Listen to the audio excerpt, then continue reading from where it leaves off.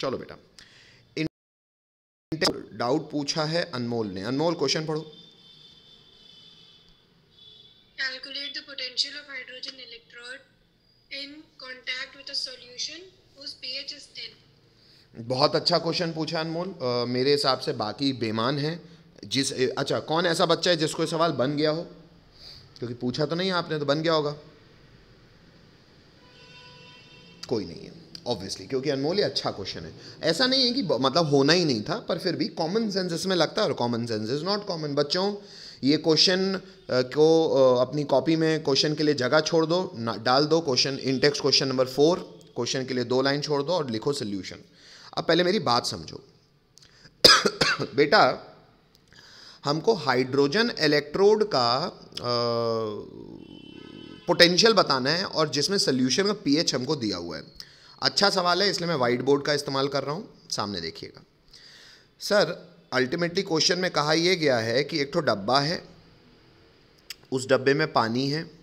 पानी में जो मैंने इलेक्ट्रोलाइट डाला है वो H+ आयन है, और H+ आयन का कंसंट्रेशन मैं पीएच के रूप में आपको बता रहा हूँ, जो कि 10 दिया हुआ है। मैं फिलहाल उसको जनरलाइज पहले प्रूव वो कर देता हूँ, समझा देता हूँ। पीएच को पीएच ही लिख दूंगा, ठीक है। अच्छा, तो पीएच उसका दिया हुआ है, ओके।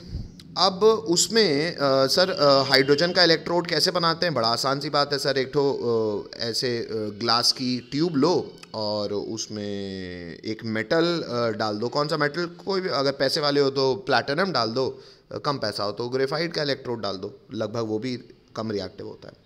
और इसमें अंदर बबल कर दो हाइड्रोजन गैस। हेलो हेलो, अच्छा। जब भी आप ऐसा काम करोगे तो हमको इलेक्ट्रोड पोटेंशियल बतानी है, मतलब रिडक्शन पोटेंशियल। मतलब हम क्या बताएंगे? H+ जब भी इलेक्ट्रॉन खाएगा H2 बनाएगा, यही होगा ना reduction half. Hello, Yes, sir. अच्छा।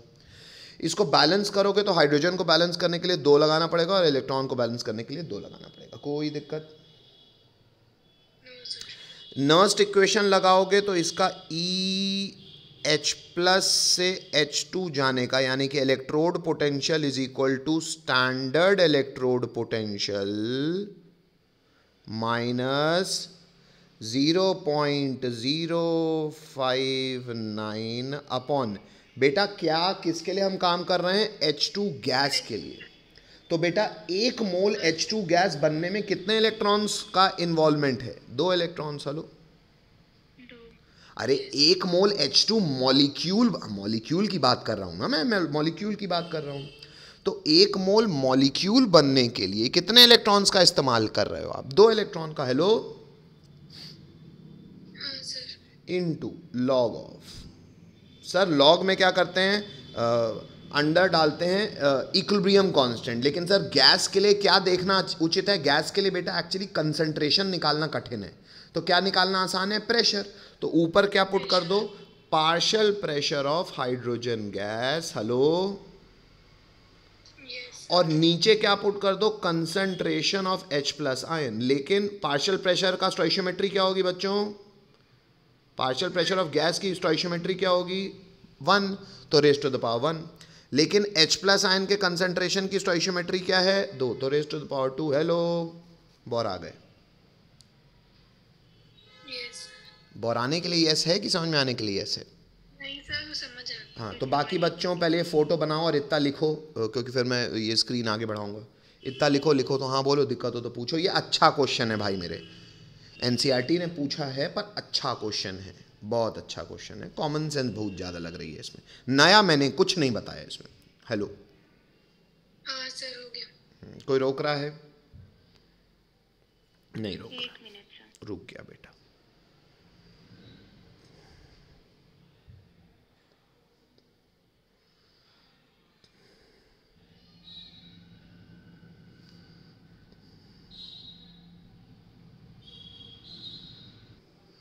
अरे इलेक्ट्रोड पोटेंशियल ऑफ H+।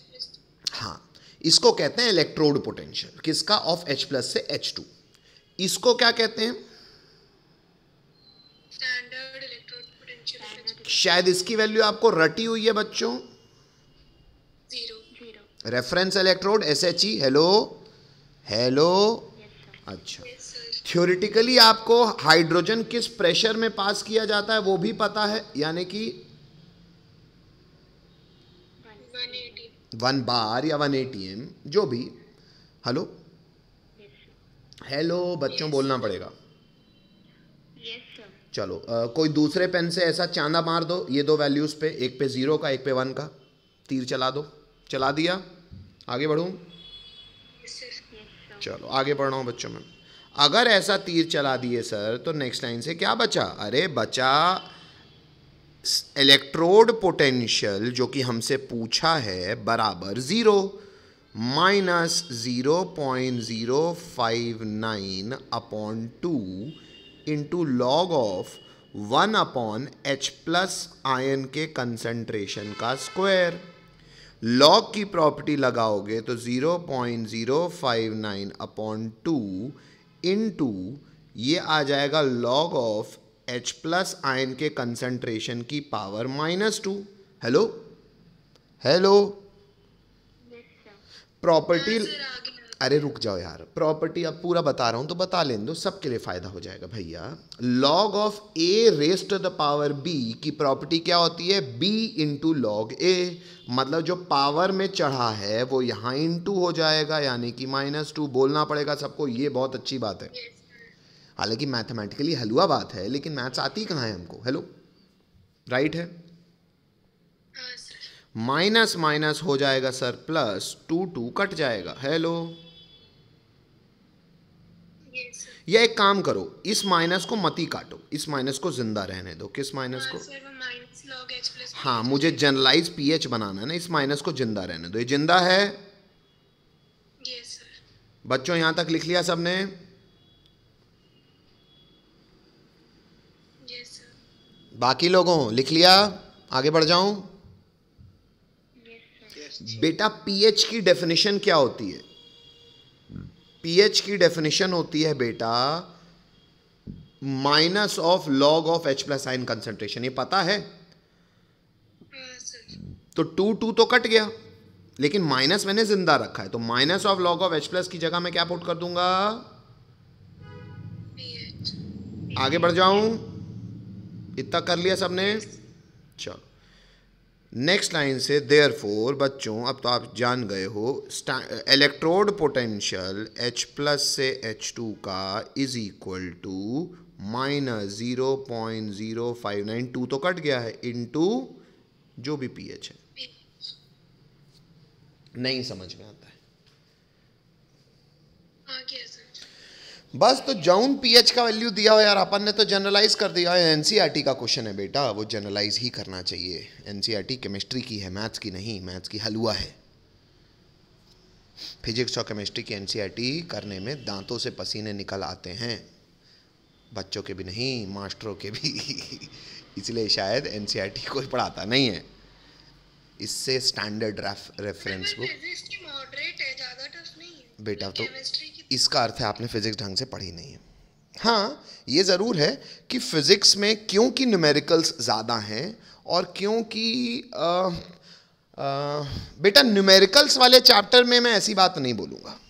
हाँ, ये ज़रूर है कि फिजिक्स में न्यूमेरिकल वाले चैप्टर्स की संख्या ज़्यादा है और केमिस्ट्री में ऑर्गेनिक और इनऑर्गेनिक यानी कि 66% डिपार्टमेंट में न्यूमेरिकल्स नहीं है। हेलो, हाँ, sir. तो मे बी वो फैक्टर ज़रूर लग जाए, बट न्यूमेरिकल्स वाले चैप्टर में बेटा एनसीईआरटी से अच्छा कुछ नहीं, क्योंकि वो सब कुछ एक आध छुआ देता है, बाकी तुम अपना कॉमन सेंस लगाओ ना। Yes, sir. हाँ, लेकिन ये बात मैं कर रहा हूँ एडवांस के भी 70% पेपर को करने के लिए, to be safe side 65% paper को करने के लिए। 35% एडवांस में बहुत अच्छा पूछा ही जाता है, लेकिन दिक्कत और सच्चाई ये है कि 65% पेपर अटेम्प्ट करने वाले की रैंक 500 से 1000 या 2000 तो बहुत आसानी से आ जाती है। Yes, sir. तो पहले 500 तक रैंक ले आओ 12th के साथ, फिर एक साल ड्रॉप लेके AIR1 ले आना। AIR1 के लिए यहाँ पे काम करोगे, कहाँ पे? यहाँ पे तुम एक चीज़ की मैं गारंटी देता हूँ, यहाँ ना आ पाओगे। तो इसका एक सवाल कर आना, बाकी 65% पेपर में बनेगा।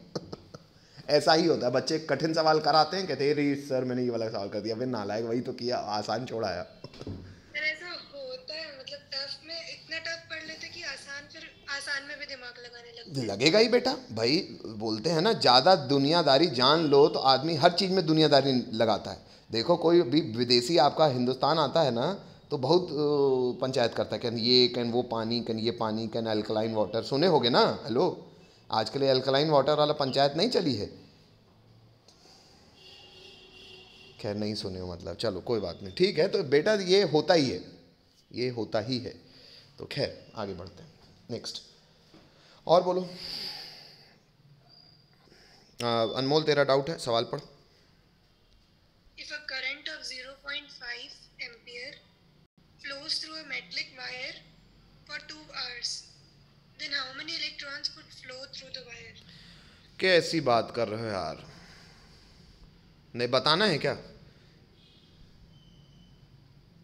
Q बराबर क्या होता है दीदी? I क्या है? 0.5 यानी कि 1/2। T किस में पुट करते हैं? T पुट करते हैं, अरे रुक जा, T किस में पुट करते हैं? अब बाकी लोगों को भी सुन लेने दो। T किस में पुट करते हैं? सेकंड में। तो 2 घंटे, 1 घंटे में 60 मिनट और 1 मिनट में 60 सेकंड। ये आ गया सेकंड में टाइम। हेलो बच्चों, मतलब 6 6 या 36, 36,000 कूलम चार्ज फ्लो किया। Hello Yes, sir. हेलो, बाकी लोगों लिख लिया सबने, या कोई लिखना चाह रहा है, या जो भी हो, रोकना हो तो रोको, नहीं रोक रहा कोई, ठीक है। रोक रहा है कोई? हेलो नहीं। तो बेटा 3600 कूलम चार्ज फ्लो किया। हमसे चार्ज नहीं पूछा, हमसे पूछा इलेक्ट्रॉन कितने फ्लो किए। तो यूनिटरी मेथड लगाएंगे क्या कि सर अगर 1 मोल यानी कि 1 Na इलेक्ट्रॉन्स फ्लो करते हैं तो चार्ज फ्लो करता है 96500 कूलम। हेलो, मतलब अगर 1 कूलम फ्लो कराना होता है, यूनिटरी मेथड उल्टा कर दो, Na/96500 इलेक्ट्रॉन्स फ्लो करते, और 3600 में इंटू 3600, तो 3600 का ये कट जाएगा, 36/965 और Na का वैल्यू पुट कर देना 6 × 10⁻23, उतने इलेक्ट्रॉन्स आ जाएंगे। Hello, Yes, sir. और ऐसी जगहों में कई बच्चे नालायकी करते हैं, 6.022, अरे ऐसी कराओ ना, 6 पुट करो। हेलो, बोर्ड में मेंस में ABCD का आंसर मिल जाएगा। Hello Yes, sir. ठीक है, हटा दूं, कोई कुछ पूछना चाहेगा इसमें? पर 1 मिनट। ठीक है भैया।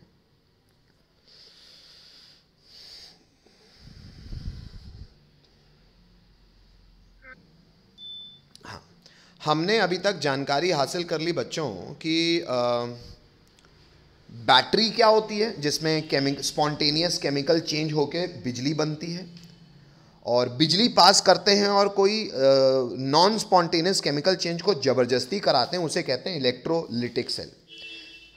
इलेक्ट्रोलिटिक सेल में सबसे पहला एनालिसिस करते हैं हम क्या बनता है, और फिर एनालिसिस करते हैं हम कितना बनता है। तो क्या और कितना का क्वालिटेटिव और क्वांटिटेटिव एनालिसिस कर लिया है हम। लेकिन ये सारी बातों में ये चीज़ जान चुके हैं कि इलेक्ट्रॉन्स के जो कंडक्टर हैं वो कायदे से मेटल्स भी हो सकते हैं। मेटल्स में बच्चों इलेक्ट्रॉन का कंडक्टर कौन होता है? Electrons, because metal has free electrons. Hello hello hello, Yes, sir. अच्छा, तो बेटा मेटल्स में इलेक्ट्रॉन का कंडक्टर कौन होता है? इलेक्ट्रॉन्स। लेकिन पानी में सॉल्यूशन को कंडक्टिंग कौन बनाता है? आयंस। हेलो हेलो, चलो, तो अब हमको एक्चुअली पढ़ना है ये टॉपिक, जिसमें हम कंडक्टर्स को थोड़ा सा कंपेयर करके उनका मैथमेटिकल थोड़ी सी मॉडलिंग करेंगे। तो हमारा अगला स्टामार्क होगा, और ये बोर्ड्स में बहुत पूछा जाता है बेटा, हमारा अगला स्टामार्क होगा conductance of electrolytic solutions. Sir ये मेटल के कंडक्टर्स को शायद आप फिजिक्स में पढ़ते हो, Ohm's law, V = IR। Hello hello, Yes, sir. बाकी लोगों हेलो, ठीक है। तो मेटालिक कंडक्टर्स बहुत हमारा स्कोप नहीं है, वो फिजिक्स का स्कोप है। हम इलेक्ट्रोलिटिक कंडक्टर्स में वही मेटल के कंडक्टर्स की कुछ मैथमेटिकल मॉडलिंग करना चाहेंगे, तो हमारा ये टॉपिक है ना। तो कंडक्टेंस ऑफ इलेक्ट्रोलिटिक सॉल्यूशन शुरू करूं?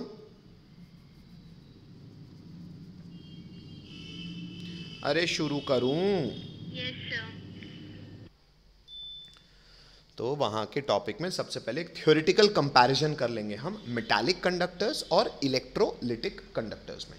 कॉपी को कैपिटल ए डाल के कॉपी को दो हिस्सों में विभाजित कर लीजिए, left side metallic conductors, right side में इलेक्ट्रोलिटिक कंडक्टर्स, और कुछ थ्योरी की बातें आइए हम लिस्ट कर लें।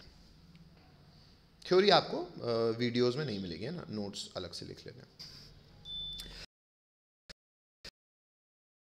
क्योंकि इलेक्ट्रॉन फ्री होते हैं, उनके मेटल फ्री रहते हैं, उनके फ्लो करने से कोई केमिकल चेंज थोड़ी आता है भाई। वो कहीं बॉन्डेड तो है नहीं कि उनको फ्लो करने के लिए पहले तोड़ना पड़ेगा।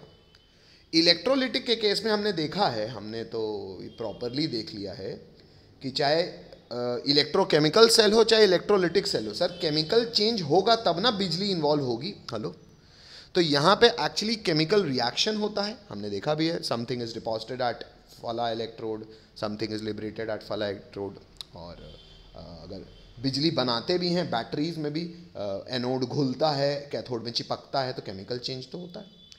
इसमें केमिकल चेंज नहीं होता। लिखो तो हाँ बोलो, हिंदी सुनाऊं?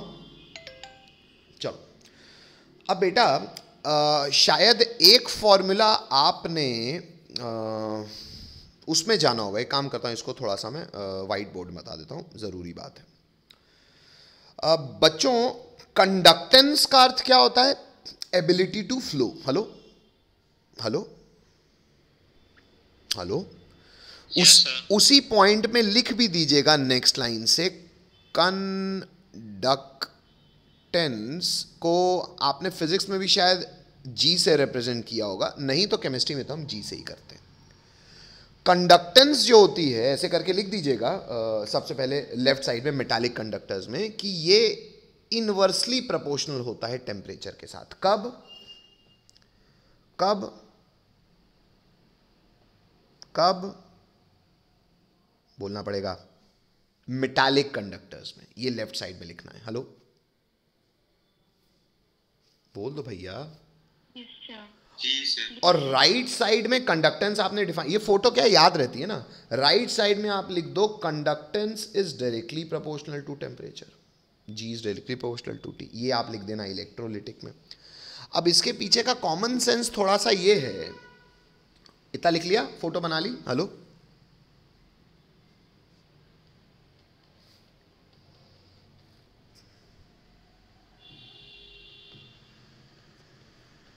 स्मॉल बी में ही लिखना है ना, दोनों में। Yes, sir. ठीक है। अब इसके पीछे का कॉमन सेंस बड़ा आसान है, जो आपने इंग्लिश लिखा है भैया। आपने लिखा ये है कि देखो यार, इलेक्ट्रोलिटिक कंडक्टर्स में तो आयंस का मूवमेंट होता है तो करंट बहता है। हेलो, और जितना ज़्यादा तुम टेम्परेचर बढ़ाओगे उतनी ज़्यादा इनकी काइनेटिक एनर्जी बढ़ेगी। बोलो हाँ, बोलो हाँ।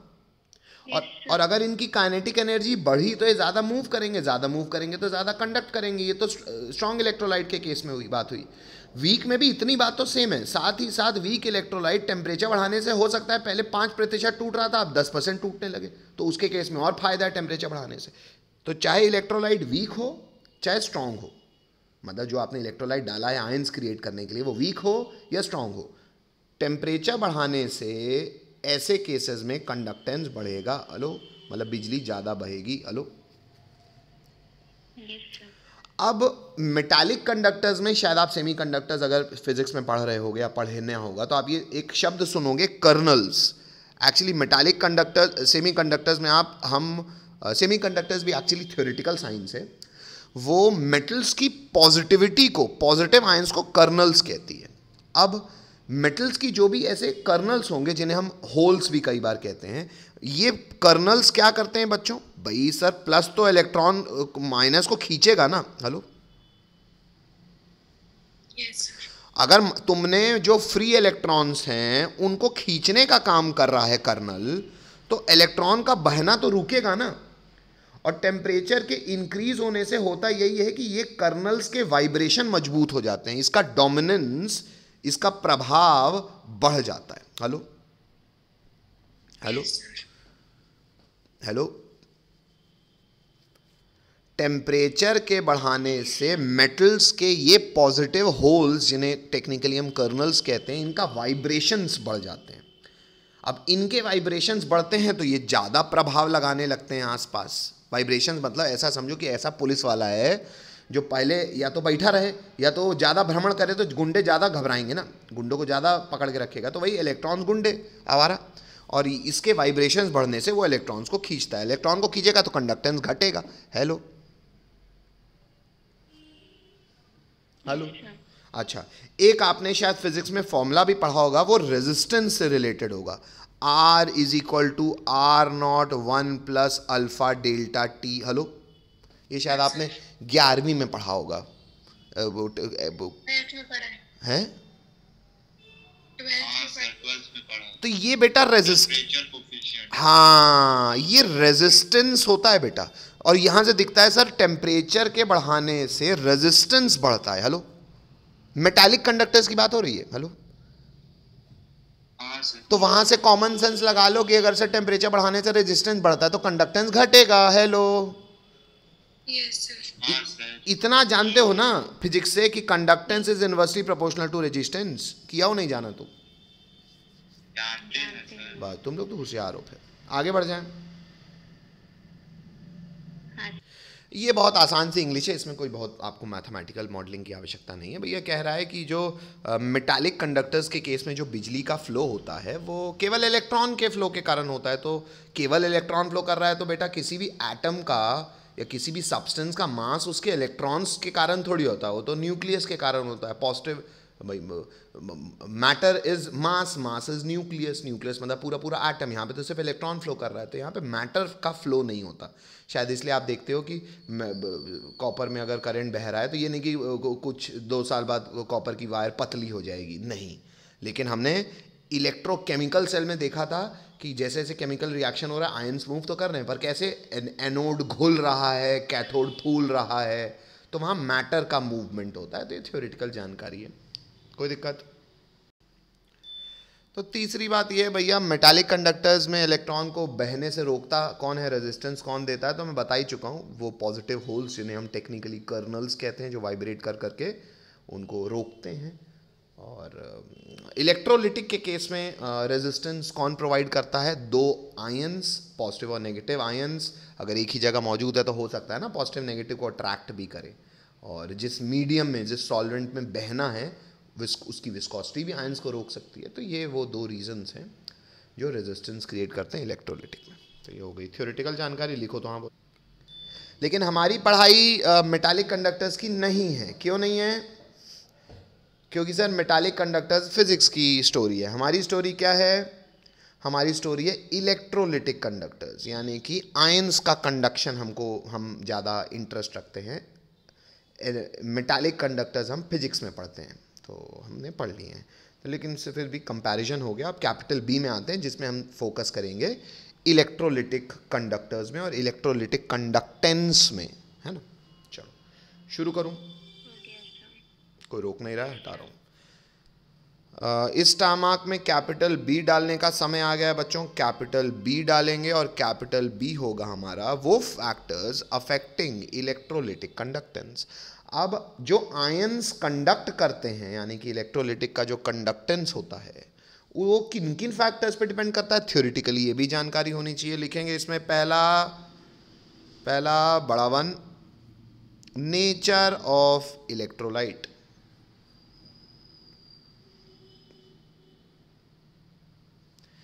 हालांकि नेचर ऑफ इलेक्ट्रोलाइट में बहुत लिखने की जरूरत नहीं है, तो थोड़ा सा इंग्लिश लिख लो। क्या? Strong electrolytes conduct electricity to large extent, whereas weak electrolytes conduct electricity to small extent। बस इतनी बात लिख दो। क्यों सर? अरे यार, स्ट्रॉन्ग पूरे के पूरे टूट जाते हैं तो ज़्यादा आयंस होंगे तो ज़्यादा कंडक्ट करेंगे, वीक कम टूटते हैं तो कम टूटेंगे तो कम कंडक्ट करेंगे। हेलो,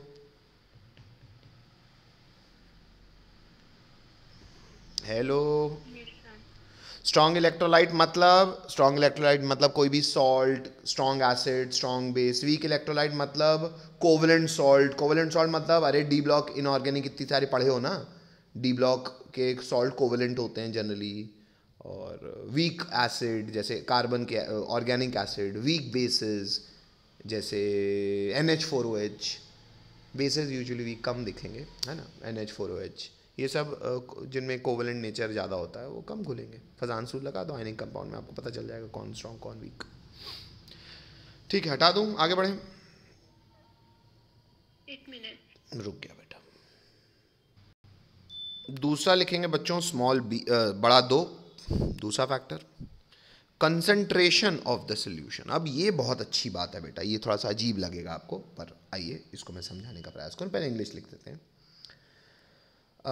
लिखेंगे विथ डाइल्यूशन कंडक्टेंस इंक्रीजेस. बस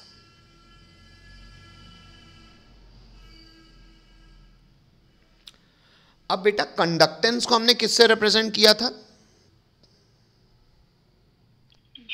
जी से. तो नेक्स्ट लाइन से लिखेंगे that is G is directly proportional to dilution. ऐसे लिखना इंग्लिश. और डाइल्यूशन का मतलब होता है बेटा वॉल्यूम बढ़ाना. भाई डाइल्यूट करना मतलब क्या होता है? वॉल्यूम बढ़ाना. तो ब्रैकेट में लिख देना वॉल्यूम इंक्रीज करना मतलब डाइल्यूशन. तो मोटी मोटी बात यह है कि वॉल्यूम बढ़ाओगे तो कंडक्टेंस बढ़ेगा. अजीब बात और कर रहा हूं मैं नीचे और लिख के. सर अगर वॉल्यूम बढ़ाएंगे तो कायदे से कंसंट्रेशन क्या होगी बेटा? कम होएगी. क्यों? सॉल्यूशन चैप्टर पढ़े हो. कंसंट्रेशन का सबसे फेमस फैक्टर है मोलारिटी. मोलारिटी क्या होता है? Number of moles upon volume. मतलब समझ रहे हो, आयंस का कंसंट्रेशन बढ़ाओगे तो कंडक्टेंस घटेगा. ये अजीब लग रहा होगा आपको. क्यों? अरे सर आयंस का कंसंट्रेशन बढ़ाएंगे तो आयंस ज्यादा आएंगे तो ज्यादा कंडक्ट करेंगे. अभी बोला तो था आपने. Hello hello. लेकिन बेटा ये भी तो सोचो आयंस अगर ज़्यादा आएंगे तो रेजिस्टेंस भी तो ज़्यादा होगा, क्योंकि इलेक्ट्रोलिटिक के केस में रेजिस्टेंस भी तो प्लस माइनस के अट्रैक्शन के कारण होता है. हेलो. Yes sir. तो बेटा अगर आयंस का कंसंट्रेशन बढ़ गया तो कहो जैसे मान लो तुम को बहुत काम करना है और तुम जा रहे थे तो तुमको पान की टपरी में तुम्हारा दोस्त मिल गया. तो कहो तुमने दोनों खड़े होकर चाय पान करने लगे, 1 घंटा वहीं लग गया. हेलो. तो आयंस भी तो ऐसे जाते जाते मोहल्ले में चौराहे में रुक सकते हैं ना. प्लस माइनस को रोक ले, क्या अरे कहाँ जा रहे हो, रुको थोड़ा सा और चाय पी जाओ. Hello hello hello. तो ये बात आपको समझनी पड़ेगी, ये बात आपको याद रखनी पड़ेगी कि कंसंट्रेशन सर एक गिवन वॉल्यूम में आयंस चाहिए मूव करने के लिए, लेकिन उतने ही चाहिए जो मूवमेंट कर पाए, ज्यादा भीड़ नहीं चाहिए. Hello hello. इतनी बात राइट है? अजीब लगना थोड़ा सा घटा. चलो इसको, हालांकि इस पे अभी और मैथमेटिकल मॉडलिंग होगी बेटा इस बात पे, तो अभी इसको अभी हम दूर तक ले जाएंगे. अभी यहाँ पे ख़त्म नहीं हुआ है, तो शुरुआत है बस. नेक्स्ट लिखेंगे बेटा टेम्परेचर. शायद इसकी बात तो हम ऑलरेडी जानते हैं. पॉइंट क्रमांक बड़ा 3. तीसरा फैक्टर टेम्परेचर. टेम्परेचर में ज़्यादा लिखने की ज़रूरत नहीं, सीधी बात लिखो. क्या कंडक्टेंस टेम्परेचर के साथ क्या होता है?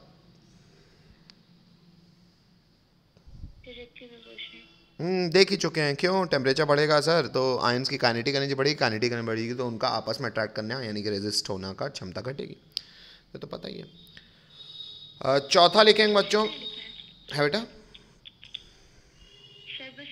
बस बस बस बस बाकी इंग्लिश आप मान लो ऐसा कुछ आता है तो खुद ही लिख लो, बाकी इतना ही लिखना बस. चलो चौथे फैक्टर में लिखेंगे बच्चों nature of solvent. Nature of solvent English लिख देंगे greater the polarity of solvent comma greater is its ionization and greater is the conductance.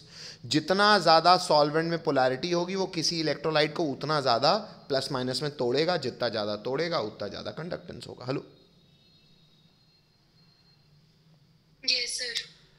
Point क्रमांक 5, विस्कोसिटी ऑफ द सॉल्वेंट। सुन लो पहले, lesser is the viscosity of solvent, greater is the conductance. क्यों sir? Viscosity तो solvent ions को अपने layers के बीच में अट्रैक्ट करके रोकेगा ना, फ्रिक्शनल फोर्स होता है वो तो रोकेगा आयंस को, तो कायदे से सॉल्वेंट की विस्कोसिटी कम होनी चाहिए, तो आराम से बह लेगा। इतनी बातें लिखो तो हाँ बोलो। एक फैक्टर और बचा है, फैक्टर क्रमांक 6 लिखेंगे बच्चों। लिखेंगे size of ions produced and their solvation. English लिखेंगे greater is the size, greater is the ionic size comma greater is the solvation of ions and hence less is the conductance. पहले English लिखो तो हाँ बोलो। यहाँ पे और लगा देना, यहाँ पे लिखा हमने greater is the ionic size और greater is the solvation of ions and hence less is the conductance. कहने की बात केवल यह है बेटा कि अगर एक दौड़ होगी तो उस दौड़ में पतला आदमी तेज भागेगा कि मोटा आदमी तेज भागेगा? प्राइमा फेसी आप क्या बोल सकते हो? ऑब्वियस ही बात है सर। यहाँ पे सर अलग क्षमताओं की बात मत करिए, क्योंकि सर भागना तो under the influence of electric field ही है, तो यहाँ कोई वो मॉरल साइंस वाला फैक्टर तो लगेगा नहीं कि कोई बात नहीं हम मोटे हैं लेकिन हम फिर भी दौड़ लेंगे। जैसे वो पिक्चर रही ना, उसमें वो क्या तो पिक्चर थी, वो बड़ी अच्छी पिक्चर थी, आयुष्मान खुराना वाली, उसको मोटी को लेके भागता है तो वो वाली, और फिर भी जीत जाता है, तो वो वाली बात अलग हो गई। वो तो मान लो मॉरल ऑब्लिगेशंस हो गए। लेकिन आयंस मूव क्यों करते हैं? Under the effect of electricity. वो तो सबको बराबर ताकत ही देगी, तो बराबर ताकत अगर मिल रही है आपको, तो कौन सा आयंस आसानी से मूव कर लेगा? जो पतला होगा। हेलो तो वही कह रहा है कि ग्रेटर इज द, जितना मोटा आयन होगा जितना बड़ा उसका मतलब जितना solvated, greater is the solvation का मतलब है कि आयन जब पानी में घोला होगा तो पानी और वो मिलके जो भी उसका साइज होगा, जितना बड़ा वो होगा उतना कमजोरी से मूव कर पाएगा। हेलो अब यहां पे थोड़ा सा कैच है बेटा। इतना लिख लिया सबने? इतना लिख लिया सबने? बोलना पड़ेगा हेलो।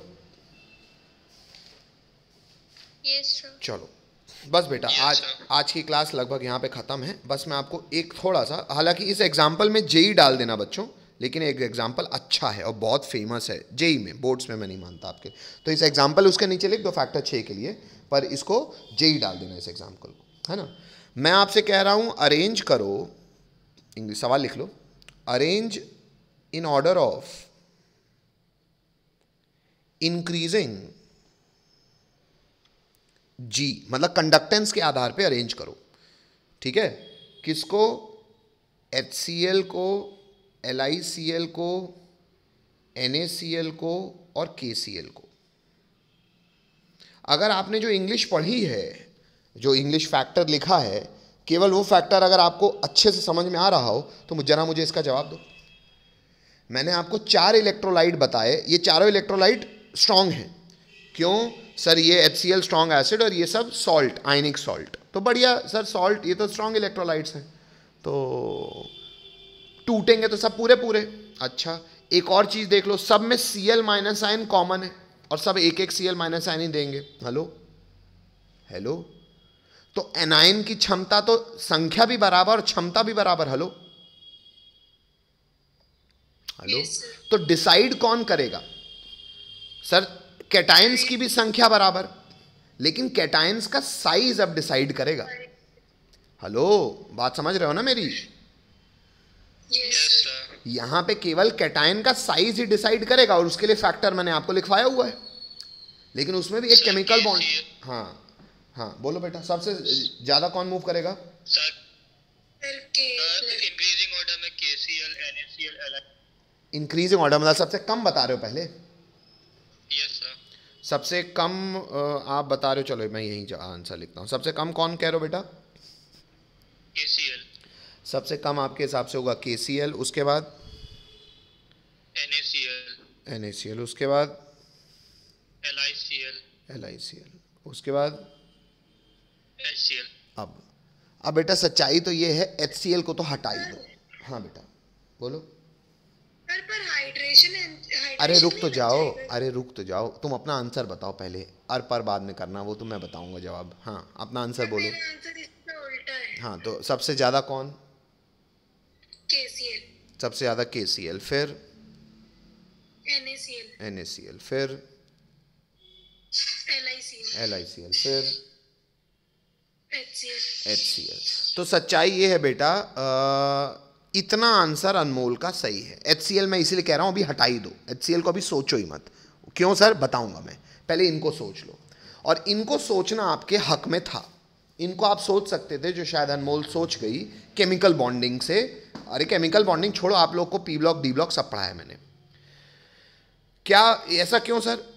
ऐसा इसलिए बेटा कि देखो अभी तक मैंने बोला Cl माइनस आयन की ताकत तो सब में बराबर है, सब बराबर। तो अब बात आती है K प्लस Na प्लस और Li प्लस की। फिलहाल मैं H प्लस को देख भी नहीं रहा। इतना सवाल सबने लिख लिया है? हेलो। Yes, sir. अब बेटा सबसे पहले आप ये देखो, आप मुझे बताओ आयनिक साइज किसका किसका किसका? Yes, yes.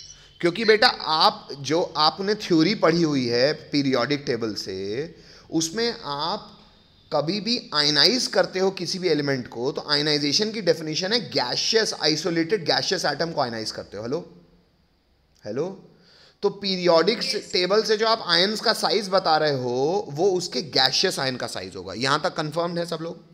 और हमको पता है ली ना की में साइज ऐसे बढ़ता है। तो सबसे बड़ा आयन कौन सा है? पोटेशियम। लेकिन कौन से स्टेट में? Gaseous state में। तो आपने जो पीरियोडिक टेबल से सोच के शायद विशाल ने जवाब दिया, वो सही दिया बेटा, लेकिन ये इनका साइज हवा में है। इसको ऐसे ही समझो कि भाई कौन आसानी से मूव कर पाएगा। मान लो मैं बहुत पतला हूँ, ठीक है, तो मैं बॉम्बे में बहुत तेज दौड़ लूँगा एक मोटे आदमी से, मेरा मूवमेंट बॉम्बे में बहुत आसान होगा। मैं कहो सतना आ गया, भटिया चला गया, वो मेरा गांव है, सतना मेरा मतलब जानकारी वाली जगह है, चलो मैं भटिया चला गया, भटिया में बहुत सारे मेरे दोस्त यार हैं, चेले हैं, तो वहाँ पे क्या होगा, मैं पहुँचूंगा तो मेरे साथ 6-7-8 आदमी तो मिनिमम आ जाएंगे। हेलो। तो अगर मुझे मूव भी करना है तो मुझे एक तो बुलेरो लगेगी। हेलो। Yes, sir. मेरे साइज बढ़ गया ना। Hello.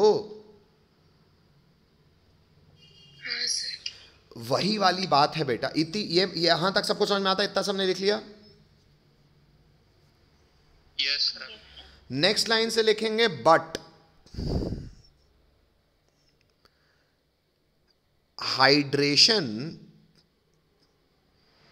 is proportional to charge upon size. Therefore, size of hydrated aqueous ion, क्योंकि पानी में जाके लेन देन करेंगे ना, ये मूव करेंगे।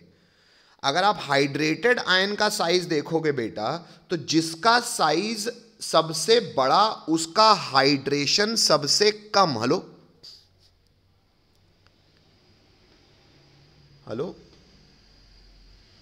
हाँ सर। तो एक्चुअली K प्लस पानी में जाके सबसे छोटा हो जाएगा, क्योंकि उसका साइज बड़ा है, तो हाइड्रेशन उसका सबसे कम होगा। हेलो, AQ है ये। इससे बड़ा होगा Na प्लस एक्वस, और इन सब से बड़ा होगा Li plus aqueous. Hello hello.